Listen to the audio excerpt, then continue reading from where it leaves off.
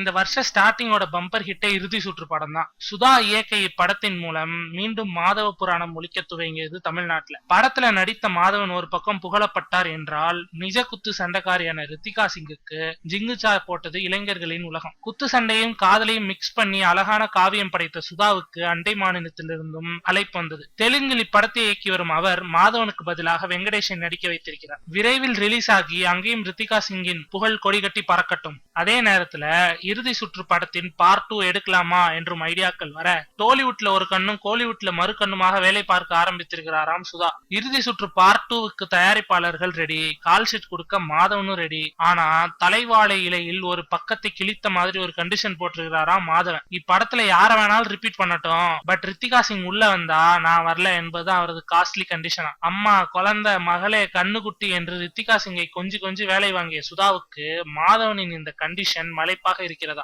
ஏன் அப்படி கோபப்படுகிறார் மாதவன் என்று விசாரித்த நமக்கு சொல்லப்பட்ட தகவல் ரொம்ப சீப் ரகம். ஒண்ணுமே இல்லங்க, பல பேருக்கு மத்தியில அந்த பொண்ணு மாதவனை அங்கிள்னு கூப்பிட்டுருச்சான். அந்த எரிச்சல் தான் இவருக்கு என்கிறார்கள். இந்த மாதிரி சின்ன விஷயத்துக்கெல்லாமா ஃபியூஸ் கேரியரை புடுங்கிறது?